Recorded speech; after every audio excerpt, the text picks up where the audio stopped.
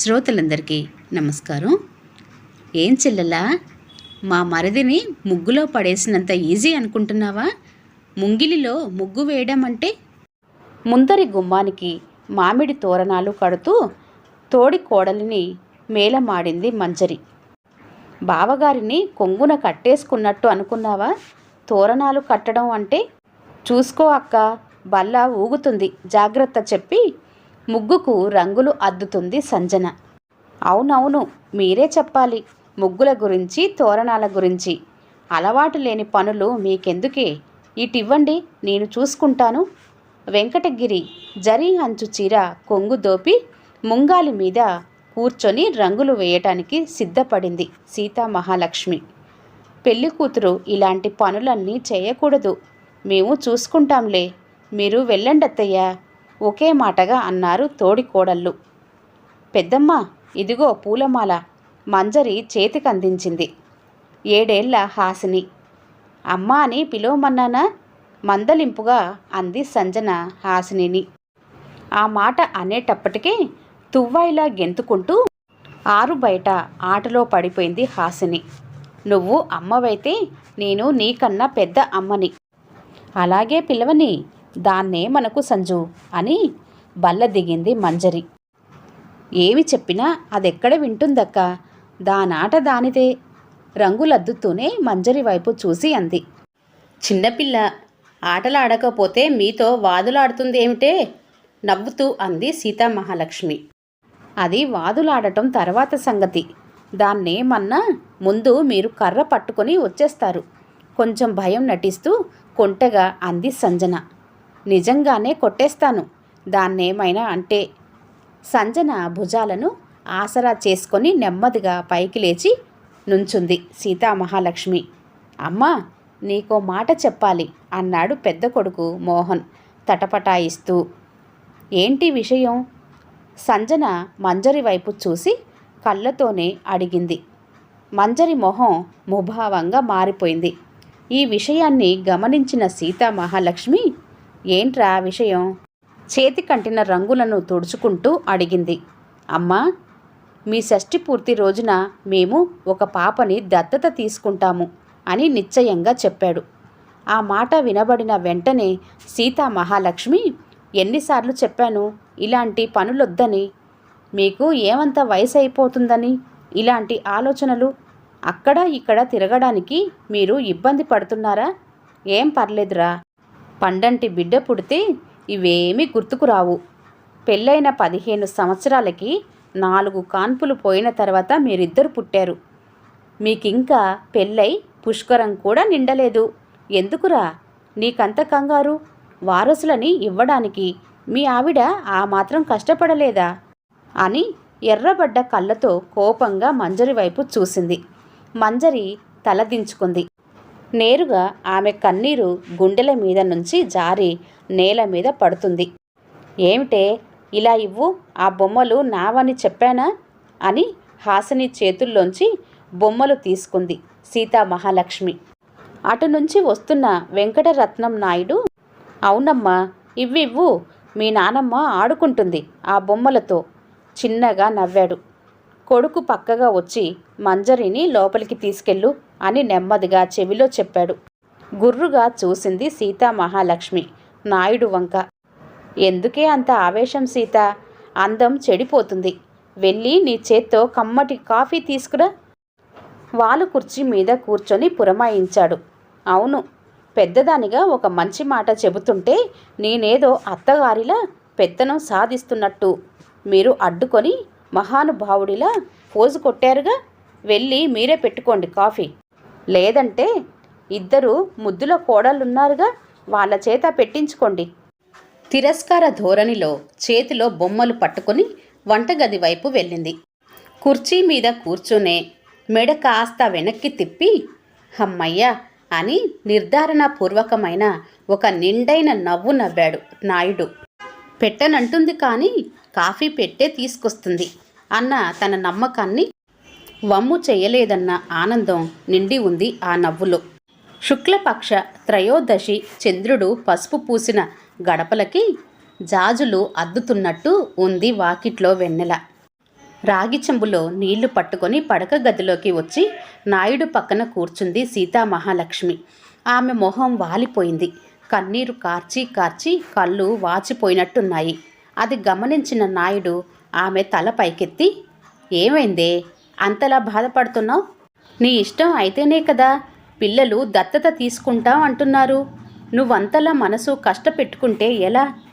అయినా పిల్లలు ఇప్పటి తరం వాళ్ళలా సహజీవనం అంటున్నారా? చిన్న తేడా వస్తే విడాకులంటున్నారా? చక్కగా కలిసుంటూ ఒకరికి జీవితాన్నిచ్చి వీళ్ళు ముగ్గురయ్యి ముచ్చటైన కుటుంబం అనిపించుకుంటున్నారు. అంతే కదా. ఈ మాత్రానికే అంతలా కన్నీళ్లు పెట్టుకుంటే ఎలా సీత అని ఆమె కళ్ళల్లోకి కళ్ళు పెట్టి అన్నాడు. ఆమె ఏం మాట్లాడలేదు. ఆమె కన్నీళ్ళే ఆగకుండా కారిపోతూ సమాధానపరిచాయి నాయుడిని. మాట మారిస్తే మంచిదనిపించి నాయుడు వీటిని మనవరాలి దగ్గర లాక్కొని మరి దాచేయాలా అని మంచం పక్క బల్ల మీద వాటిని చేతుల్లోకి తీసుకొని గుండెల్లోని జ్ఞాపకాలని సుతారంగా తడుతున్న ఆ బొమ్మలని సున్నితంగా తడిమాడు. ఇవి ఎవరు తీసుకొచ్చారో గుర్తుందా? చిలిపిగా కన్ను గీటుతూ అడిగాడు నాయుడు. అవే కాదు, ఇంట్లో ఉన్న అన్నిటినీ ఎవరు తీసుకొచ్చారో నాకు తెలుసు. ఉద్వేగంతో కూడిన సమాధానం. బొమ్మలని పిల్లలని ఒకేలా చూస్తానంటే ఎలా?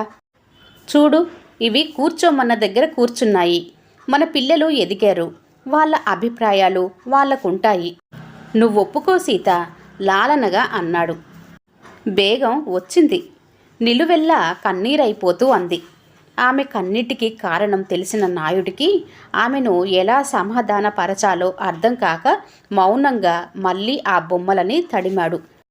ఈ బొమ్మలని తెచ్చినట్టు మన పిల్లలని తెచ్చి నా ఒళ్ళో పెట్టేయడమేనా? నాకో మాట దుఃఖంతో మాట పెగలలేదు సీతామహాలక్ష్మికి. నీకు గుర్తుందా? ఈ పెళ్లి బొమ్మలు నువ్వు నన్ను తెమ్మన్నప్పుడు నీ వయసు 13, నా వయసు 24. నువ్వెంత పేచి పెట్టావంటే ఆ బొమ్మలు లేకపోతే నన్ను పెళ్లి చేసుకోనన్నావు. అప్పటికప్పుడు ఏటి కొప్పాక నుంచి తెచ్చాను. సీతామహాలక్ష్మి తల నిమిరాడు. ఆమె గుండెలో ఉప్పొంగుతున్న లావాపై ఆ మునివేళ్ల స్పర్శ మంచు చిలకరిస్తుంది. ఇక నాయుడిని ఏమీ అడగకుండా మౌనంగా ఉండిపోయింది.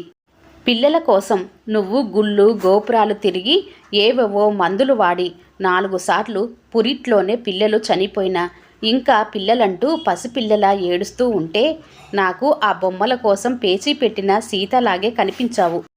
ఎందుకో తెలుసా సీత? పిల్లలైనా సరే కొంత వయసు వరకే, ఆ తర్వాత ఎవరి జీవితాలు వారివి. ఆ మాట నీకు చెప్పినా వినిపించుకోలేదు. నెమ్మదిగా ఆమె చీర కొంగు కాస్త పైకి లాగి ఆమె కన్నీళ్లు తుడిచి, ఇదిగో ఇప్పటికీ అదే పేచి అరనవ్వు నవ్వాడు నాయుడు. అందుకని ఇలా చేస్తారా? మాటల కందని దుఃఖం ధ్వనించింది ఆ ప్రశ్నలో. ఏం చేశాను సీత? నేను అసలేమీ చేయలేదు. అసలు చేసిందంతా నువ్వు. కండల్లా తెచ్చి నీ పక్కన పెట్టిన పిల్లలని కంటికి రెప్పలా కాచి కొండంత చేశావు.